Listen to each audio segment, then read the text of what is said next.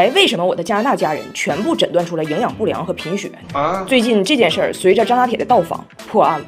这次俺家俩孩子去加拿大是因为啥呢？因为温迪说自己身体不好，想看看孩子，说自己近来经常眩晕乏力，检查出来严重的营养不良，严重贫血。巧了，我的2个小姑子也检查出来一样的毛病，那到底为什么呢？按说也是发达国家的人，日子过得也行啊。那么，请随着张大铁的视角，我们走进科学，事实的真相很快就浮出了水面。先说早餐是循环制，135脆麦片泡奶，246粘麦片泡水，疯狂星期日吃脚后跟披萨，4厘米厚的披萨，5厘米的饼皮，那个披萨上边的料哈，薄的很难说是料，就是一层披萨的纹身。早饭营养含量低也就还好，午饭晚饭那才叫赶尽杀绝。第一天中午，温迪跟张大铁说，给你吃顿地道的加拿大菜。一上来薯条，晚上说咱们换一个风味，吃另一个地道的加拿大菜。一上来薯条，张大铁问这不一样吗？温迪说不一样，这个叫胖薯条。看孩子们吃的都有点积食了。第二天大胖媳妇过生日，温迪觉得这么重要的日子，决定领孩子们去吃一顿国宴，这个是加拿大真正的国菜。温迪说那多少人来加拿大就为吃这一口？这道菜叫 poutine， 还是薯条。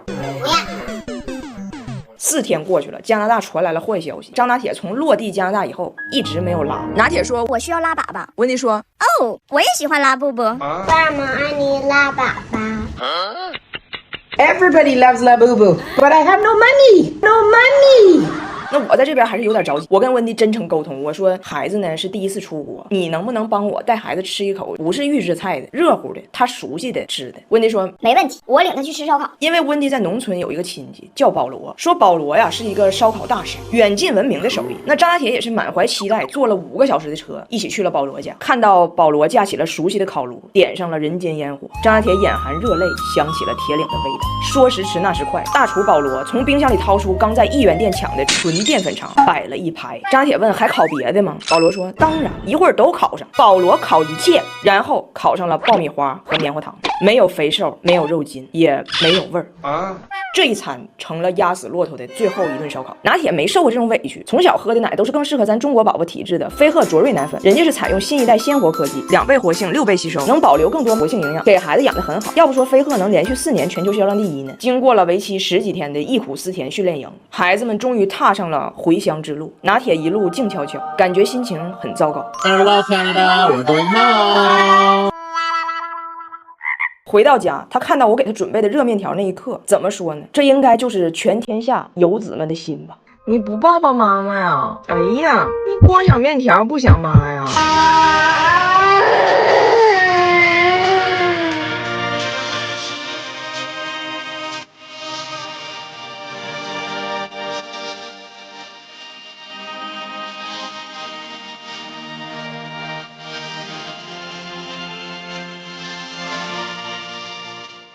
张大铁在加拿大遭了20天白人饭的洋罪，回到中国第一次去饭店吃饭，冒出了一个金句：美好的生活是来之不易的。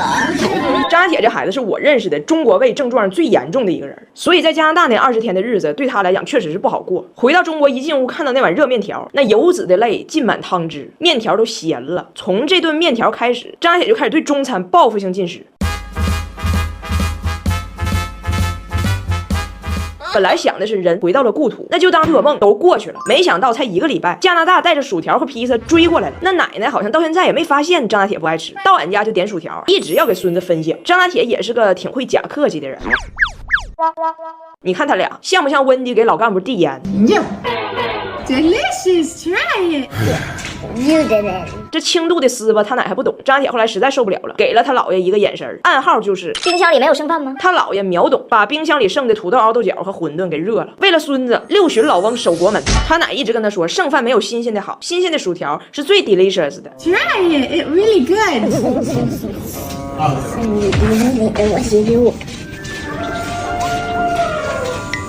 没想到这其他的外国人闻着味儿了，都过来扒拉张大铁剩饭，给张大铁气的抱着小碗就走了。啊！你不说奶奶这也 delicious 吗？一个 piece is delicious， 还是这个 delicious， 这个 delicious。其实，在吃这件事上，只有温迪一个顽固分子，其他人早都叛变了。头号美食叛徒就是布莱恩。前天晚上我们一起出去吃饭，有个鱼头泡饼，布莱恩就爱吃。但是外国人吃鱼呢，他们不会用嘴挑刺儿。我爸在那咔咔夹，咔咔吃。布莱恩眼看吃不着了，很着急，夹了一大块。第一步，先把鱼平铺好；第二步，用筷子把大刺儿牵引出去；第三步，用手把小刺儿扒拉出去；最后吃。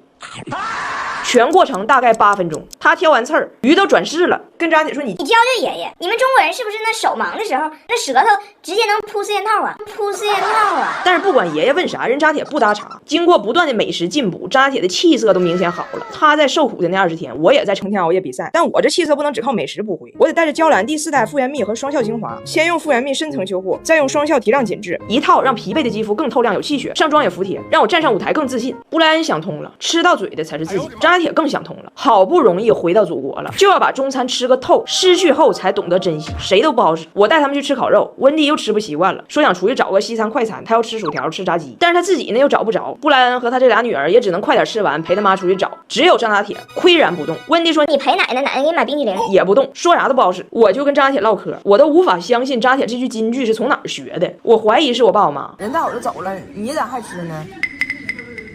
美好的生活是来之不易的。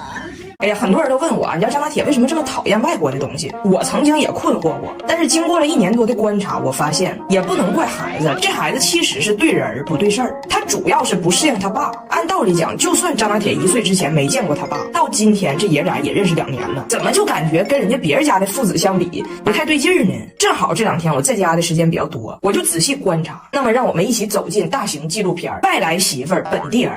第一，大胖媳妇非常阻碍张大铁养生。张大铁从小跟着姥爷长大，非常喜欢喝热水。你知道那些喜欢喝热水的人都喜欢吹热水，因为他们需要一个精准的温度，就是我需要它凉一点点，但不是真凉。大胖媳妇看见张大铁吹热水，非常热心肠。不要钱。吃个饭，这个爸爸也不懂得照顾孩子。爸爸帮助你。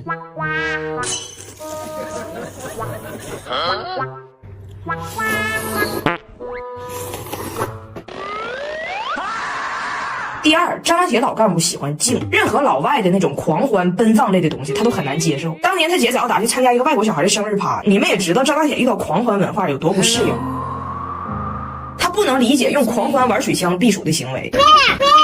他受到的姥爷的教育是心静自然凉。他在干啥？但是自从他这个爸爸回来，这个家就是嘈杂的。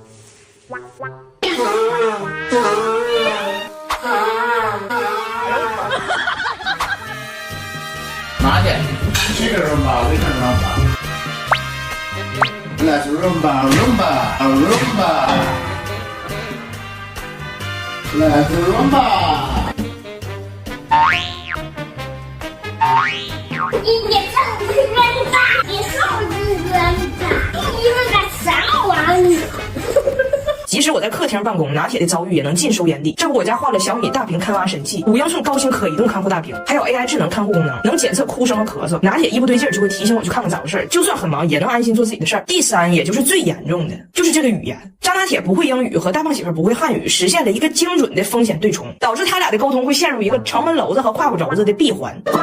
你吃糊了吗？我有口红。为什么你吃恐龙？这是口红。这是妈妈的。他爸领孩子在楼下玩，张拿铁想告诉他爸这个石头拔屁股，他爸啥也没听懂。爸爸，我肚子疼。谁是霸王龙？爸爸真这个老妖精吗？我没有眼睛，没有眼睛。我今晚就能摸。